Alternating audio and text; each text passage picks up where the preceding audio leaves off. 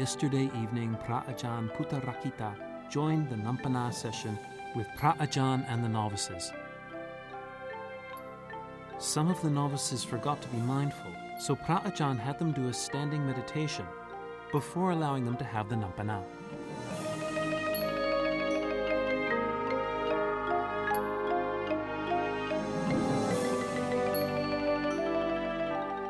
After some adequate rest, the novices prepared themselves for the next task.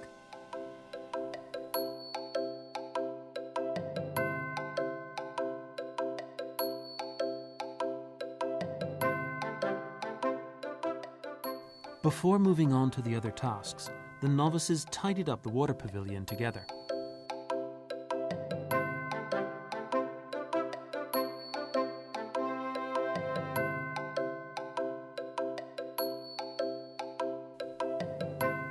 Afterward, Phra Ajahn and the novices swept the floor under the cool shade of the trees. Phra Ajahn advised the novices to put their outer robes in their bags for convenience while they were working. The brooms that the novices used were made by the monks themselves. Following the forest dwellers' way, they tried to be self-sufficient as much as they could. The action of sweeping the leaves into the tree trunks provides many benefits. It fertilizes the soil and reduces heat absorption and water evaporation.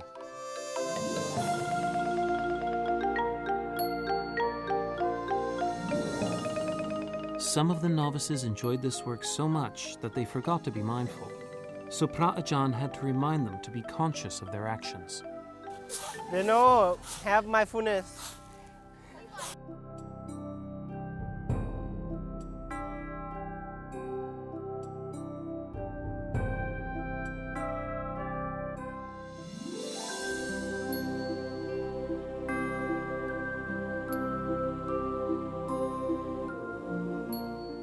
Many Buddhists, as well as some of the novices' families, joined the evening chant.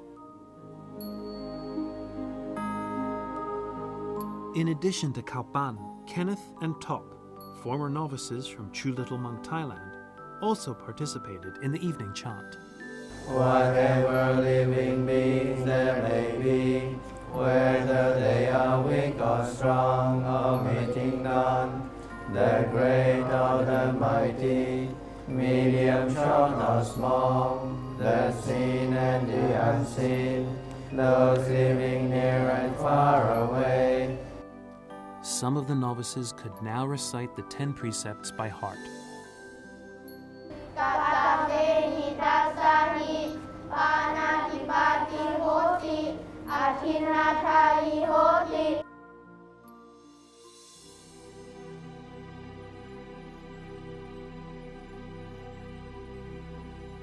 After that, the novices gathered in the study hall. Phra Ajahn showed a video of Ajahn Sumeto advising the novices to make the most of this opportunity.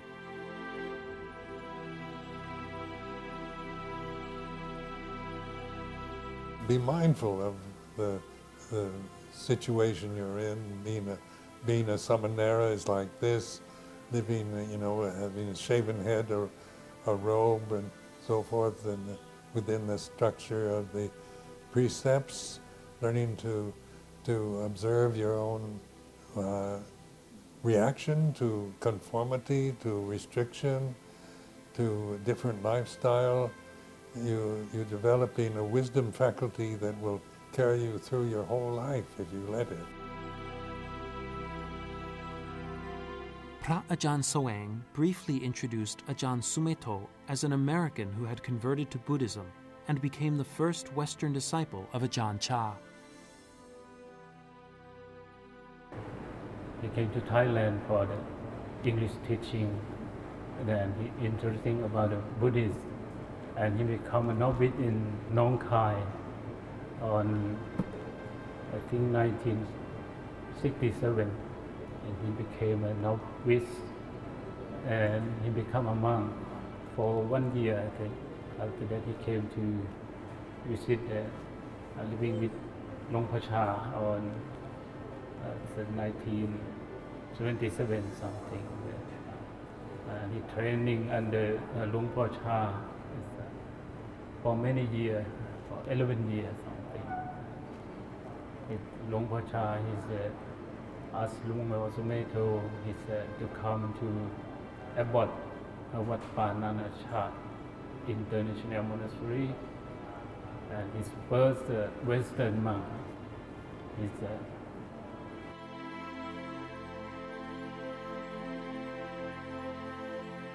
Then Phra Ajahn continued telling the story of the life of the Buddha. The story was about Siddhartha while he was trying to focus and be mindful until he finally became enlightened at the age of 35.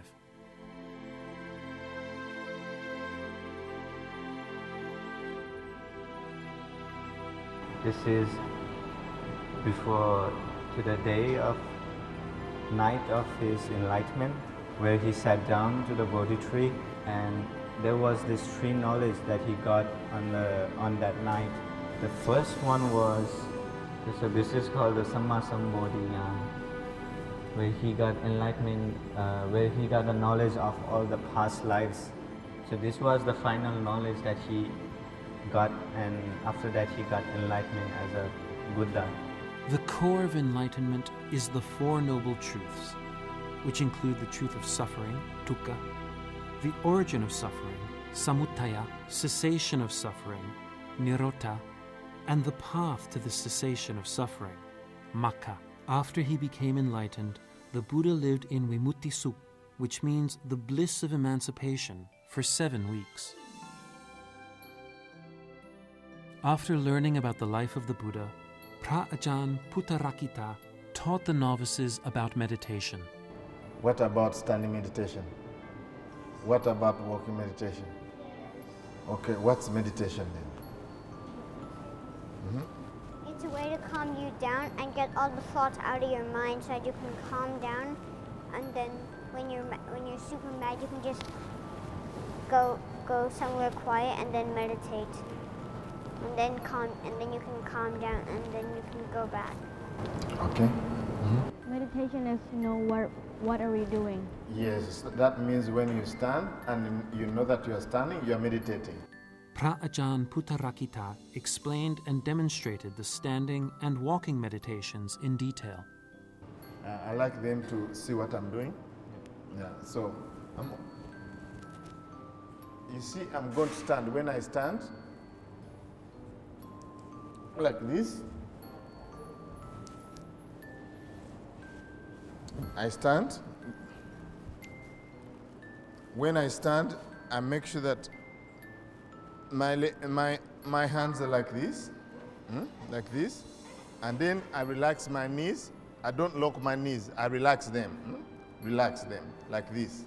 And then I stand there, but not with the eyes closed.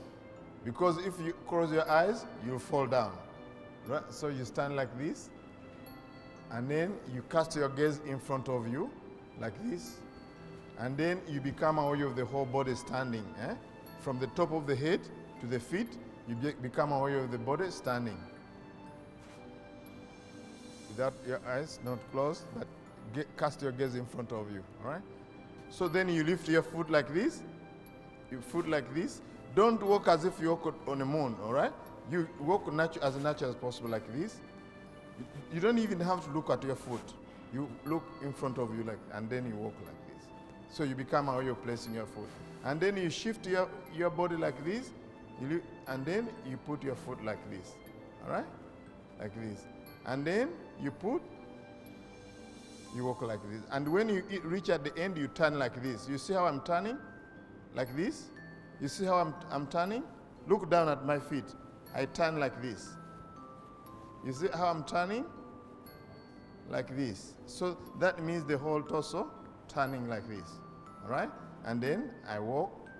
You become aware of lifting your foot and put it down. You lift like this, and then you put down. You become aware of this. All right?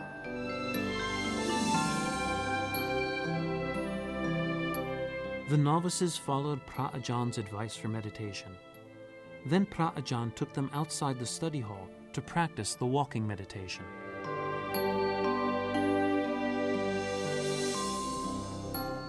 The novices remained mindful in every step they took in silence.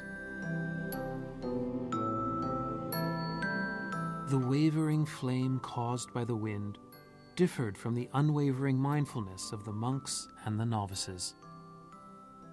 The stories Phra Ajahn shared at the study hall showed the Buddha's effort and dedication as he continued trying until he achieved enlightenment. It reflects that when there's a will, there's a way.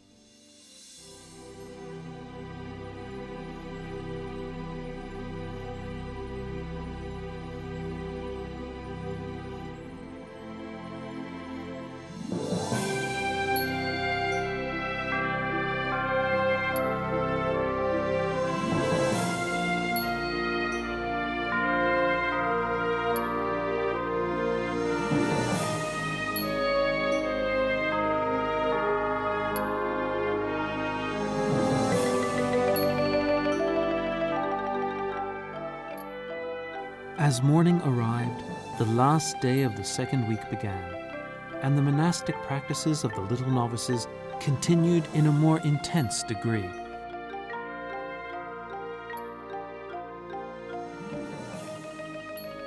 Though the rain was pouring, nothing could obstruct the practice of Sekiawata. The morning chant went on as usual.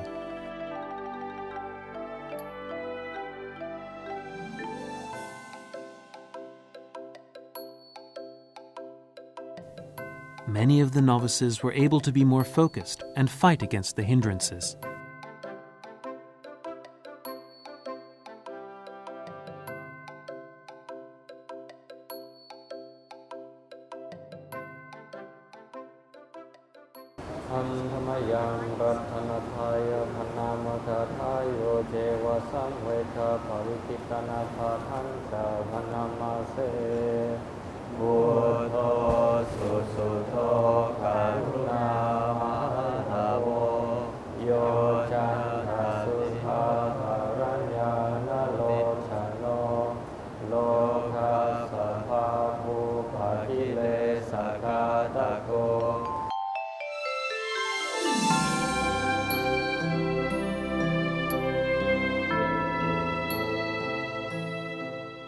Despite the falling rain, the novices went for the alms round as usual.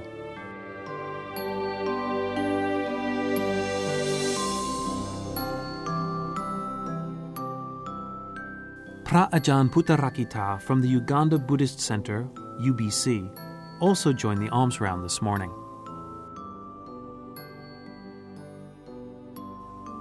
Ajahn Chah always stresses the importance of doing the alms round. It is what all monks should do, even in countries where Buddhism is not widely known. He states that we reach for the people, not alms.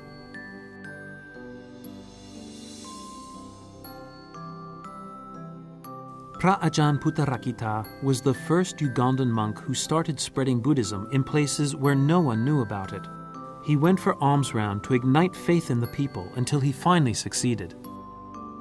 Therefore, receiving offerings is a way to spread the Dhamma of the Buddha.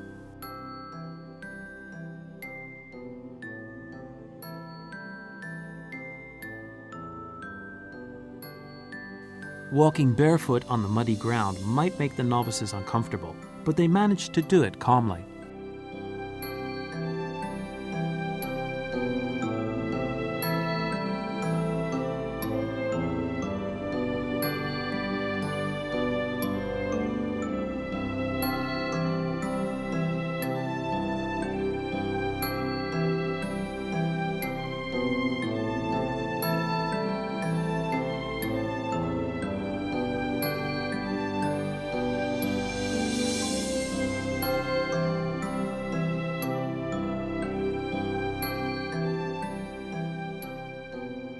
Today was another day that many Buddhists traveled here for the alms offering, even though the rain continued to pour down.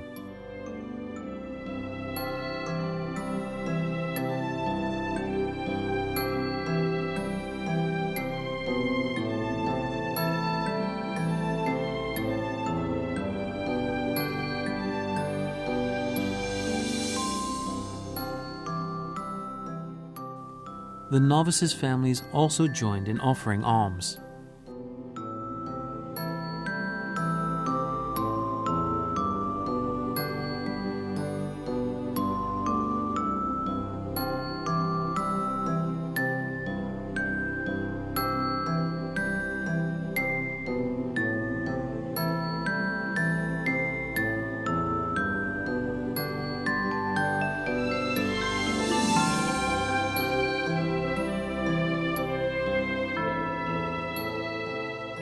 This morning, Top and Kalpan, former novices from True Little Monk Thai Year 7, volunteered to be temple boys.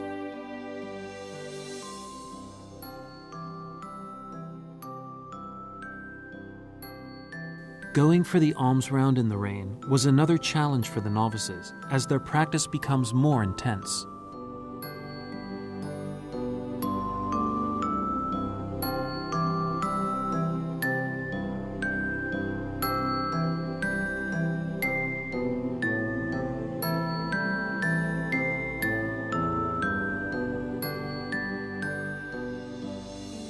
Once they returned to the temple, the novices assisted Pra Ajahn by washing his feet to pay respect.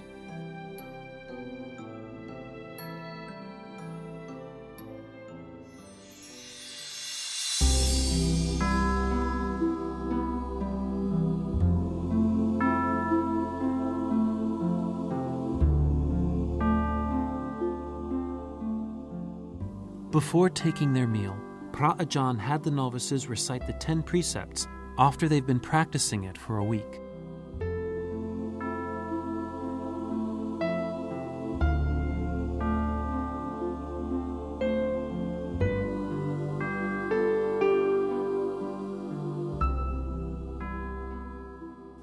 Although some of the novices had already managed to memorize the precepts, Pra Ajahn still encouraged them to perfect the verse. อนุญญาสิโคภะคะวะปัจจัยดัสสาหิอังเกหิสามนากันตังสามเรรังนาเสตุนดัสกตะเมหิดัสสาหิ Some of the novices paired up with their friends before having Pra Ajahn assess them.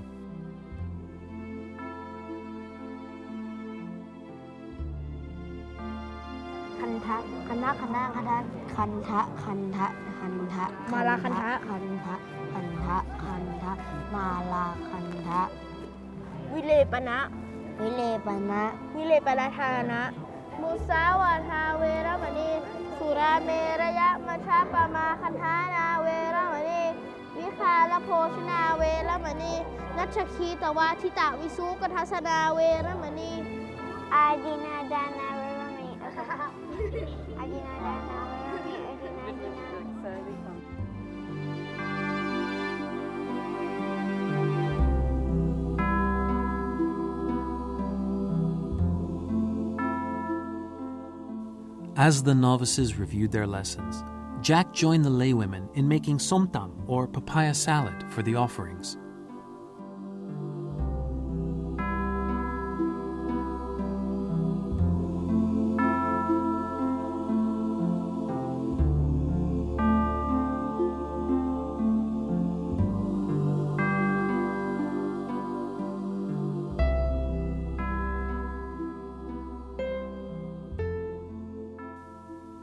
Waiting for their food is another lesson for the novices.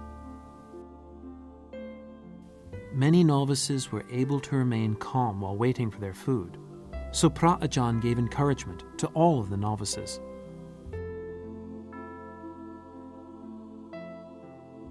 We have a lot of food today, so please be mindful. And remember, we can turn to be new novice every day. Whatever you've done yesterday that you feel not too good, so you can change, you can develop today. Pra Ajahn Puttarakita joined the novices for breakfast and gave sermons about the 4 wheels of success before his return to America.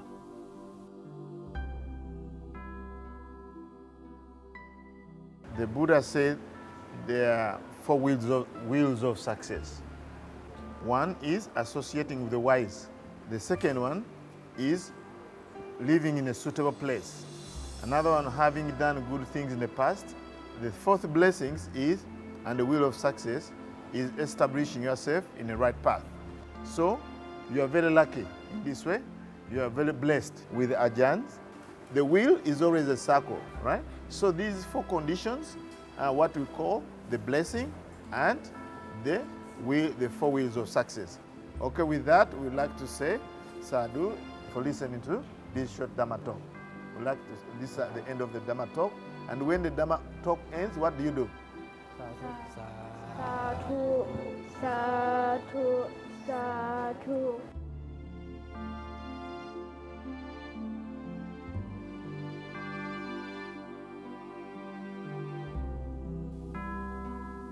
The novice's training gets more intense each day.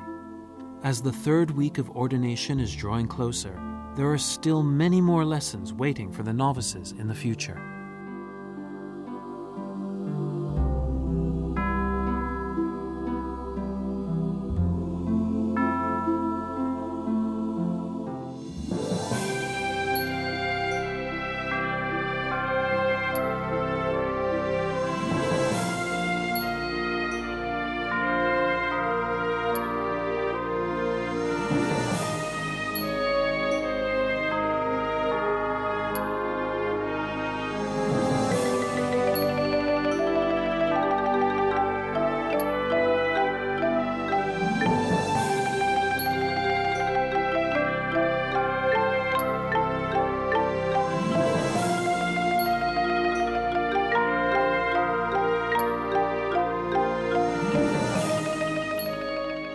After breakfast, the novices quickly clean their utensils.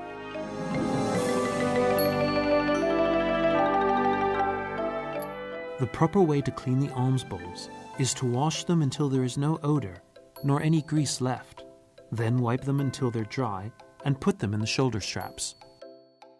The Vinaya outlines rules on how to use and properly take care of the alms bowls, since they are important requisites, especially for the forest-dwelling monks. The alms bowl is considered both a kitchen and a suitcase. This is because monks use alms bowls to receive food from Buddhists. When they have to go and stay in the forest, alms bowls can be used as bags to put their belongings inside. So the monks need to take good care of their alms bowls to prevent damage and to make them last a long time.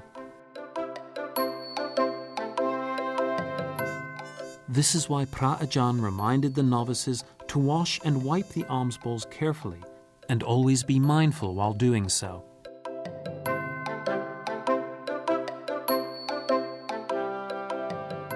Although the novices have been ordained for a week, putting the alms bowls in the straps is still a difficult task for many of them. This is a bit too tight somehow. Thank you.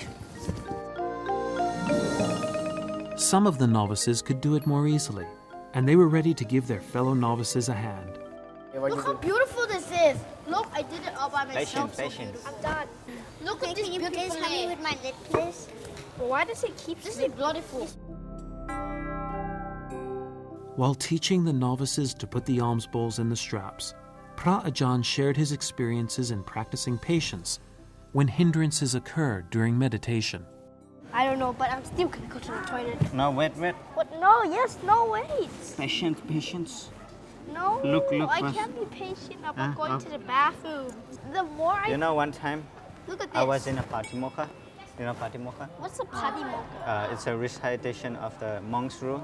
It goes on for 1 hour. Yeah. And I was really wanted to go to toilet, but I didn't go because already elder monks were there already. So I thought it would be not nice that I go stand up and go again. I just wait for 1 hour.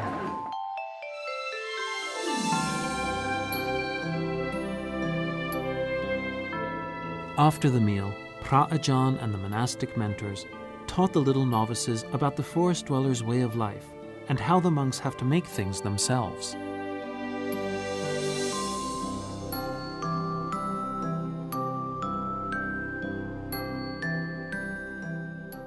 On this morning, Phra Ajahn taught the novices how to make coconut brooms.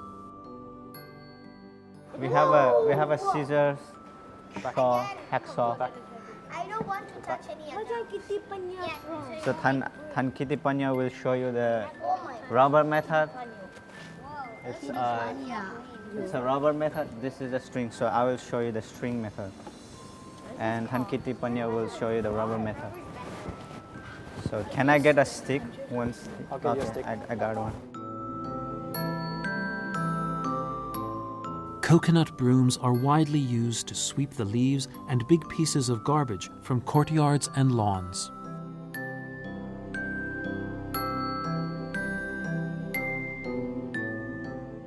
The first step in making a coconut broom is to trim and collect the leaves from the coconut branch. Then both sides of the leaves are separated, dried in the sun, and any excess is shaved off. Finally, they are collected and tied to the broomstick.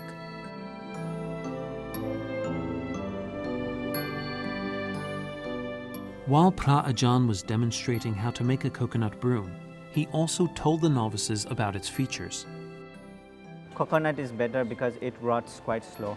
Other sticks can rot quite fast because this coconut palm has oil on its own in these leaves, so it stays longer. It doesn't rot easily.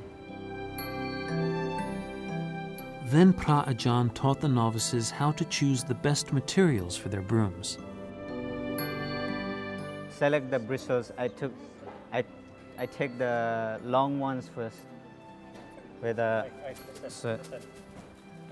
I'll do this.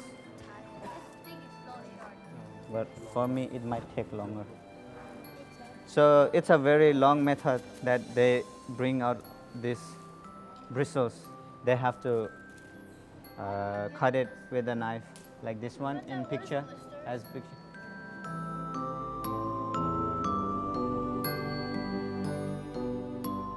The coconut broom of the forest-dwelling monks uses the inner tube of a car tire to tie the fronds to the bamboo broomstick. It was difficult for the novices to do this perfectly. Okay, you So put this your is thumb. a very long process. Yes, it's really hurt. You put your thumb here, and this one is underneath the thumb, and then this one you put it over it to lock it. This is the harder part. It's not easy to do. Pra Ajahn gave advice and assistance to the novices. I try to keep it in. I'll take it, mate. How do you Figure lock out. it? Put it in. Put it in. Put it in. Okay. You can let go. More. Hit it more. Put How it do more. how do you lock it? We're trying. We're tasting. Okay, let go. Okay. Helping each other on every matter reflects the sympathetic and hospitable minds of both the junior and senior monks. Helping each other helps promote harmony among the novices and the monks and brings forth the kindness in their living together.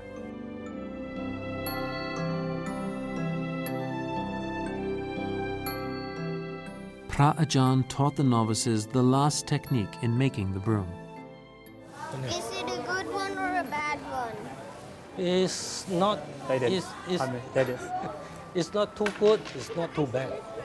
You can sweep, then it's okay. If you want the best one, you need to do probably 2 rounds. In addition to teaching the novices how to use an inner tube to tie up the broomstick, Pra Ajahn also taught some novices how to use a nylon rope, which is actually more difficult to do. You grab with your left hand, like this, and you put it up to the string, and you twist from the side. And with this hand, you put it like this. You take it from here, right? And then you put it inside, and you just tighten it. And you have to, in order to make tight, you have to roll, and you have to hold this tight and roll. But it's not the same length. Roll. It's okay because we are going to cut it. And we're not Roll. professionals. Can I try now? Yeah.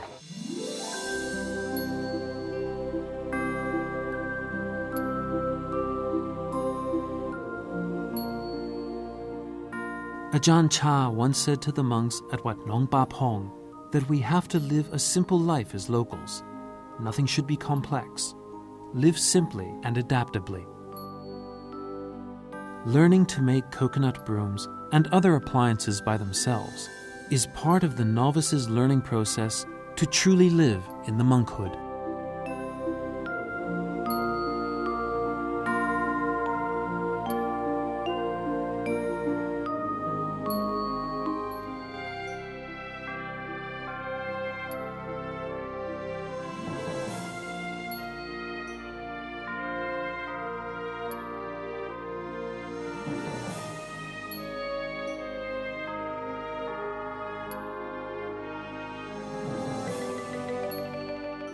The morning rain had cooled down the temperature for the afternoon.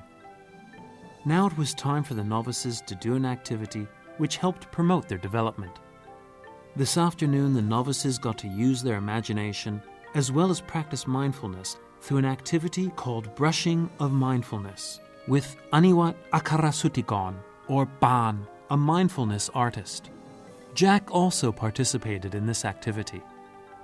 Ban began by asking the novices to meditate to prepare themselves for the activity.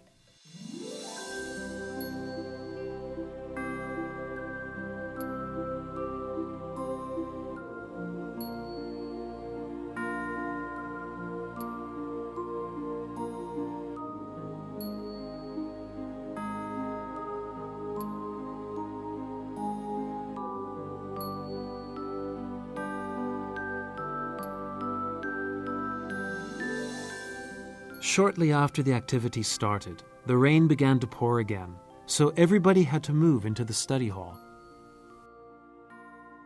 Hunter, a psychologist, was also there to observe the session. Ban explained his own way of making art and introduced mandala drawing to the novices. He demonstrated and shared his techniques of drawing to the novices before letting them give it a go. So, the mindfulness artists have no right and no wrong. You can do anything in it, but to be mindful and know what you are doing, okay? And it can be meaning and no meaning too. I mean, you can draw a leaf and you can draw any form that does have meaning. It's okay. And it has no beauty. The mindfulness art is not just a beauty. It's just a tool to brush up your heart, to be kindness, to be comparison, okay? It's just one of the tools, okay?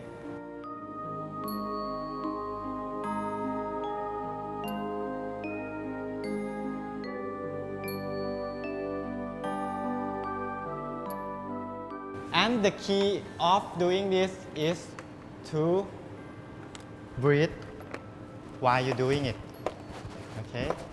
Breathe normally and relaxing.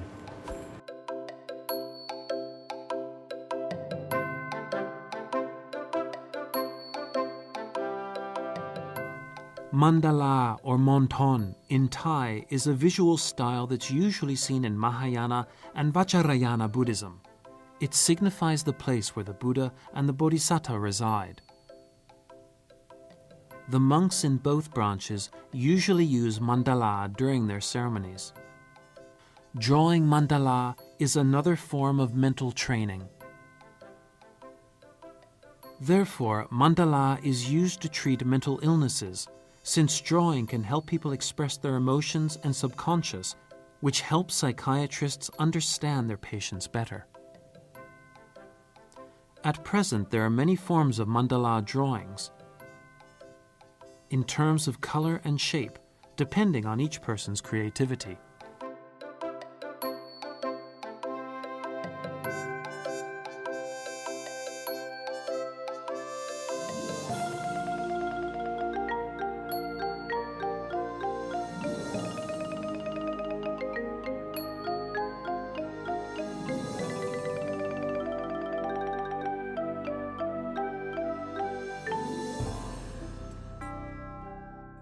Once the novices finished their mandala, Ban asked the novices to paint with another method, using various big brushes to paint on huge pieces of paper.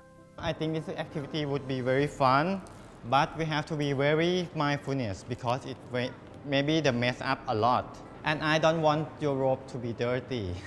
This is my first time to do this. What kind of paint do I have to do?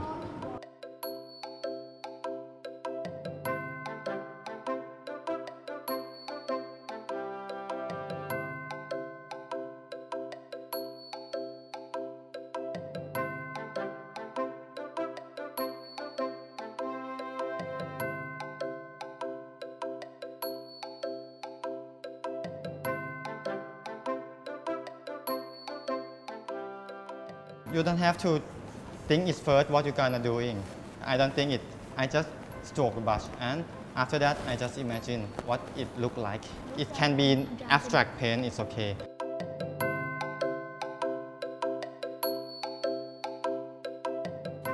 The novices took their time to create their own imaginative paintings.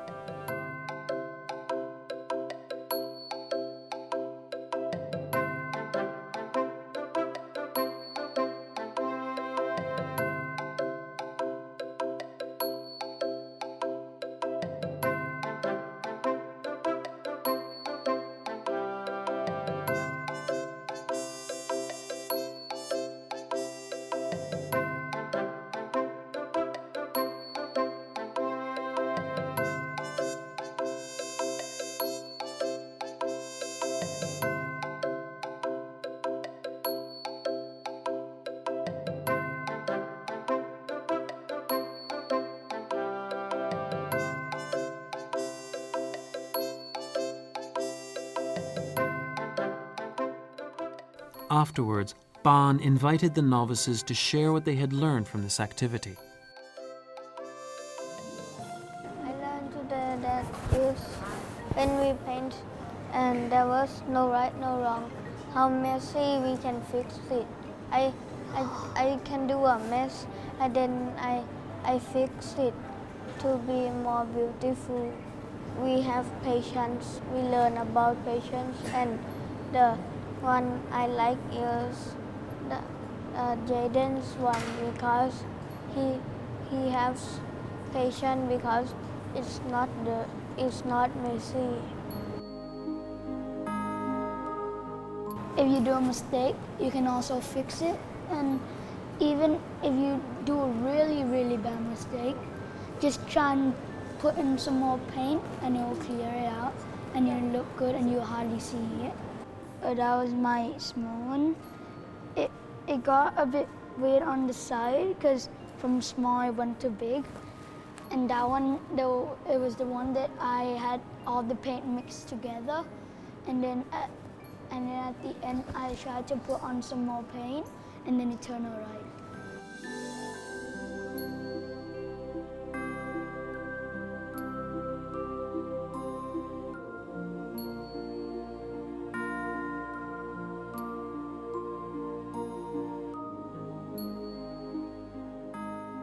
I learned that if you have mindfulness when doing art, you can make it more neat and it can come out better how you wanted it to. You can think creatively when facing obstacles.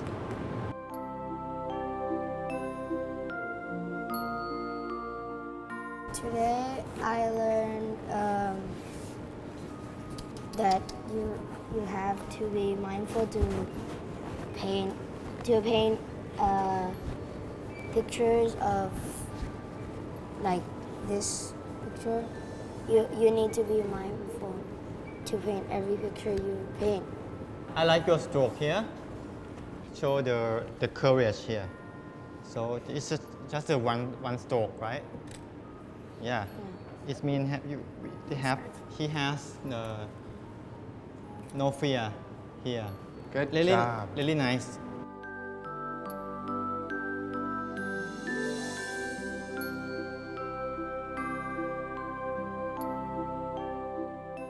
Ban concluded at the end that this activity had morals for the novices to keep in mind for the future. So there's a lot of mess here, but everyone can do a lot of mess. But what we have learned that I think next time we will have more mindfulness, right? We do less mess, okay? It's okay, anyone can do the wrong. It's like an art. It can be wrong and it can be right. Okay? Keep mindfulness and also keep breathing every time. Okay? Navis Pratik, So, do you have anything thank you a lot. I have learned a lot today here too.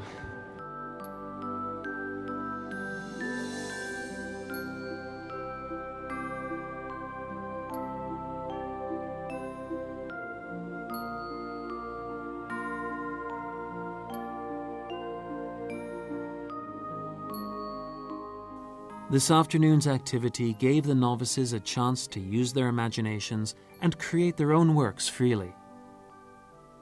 This kind of activity benefits the mental and intellectual development of youth and also serves as a foundation for them to transform into efficient adults.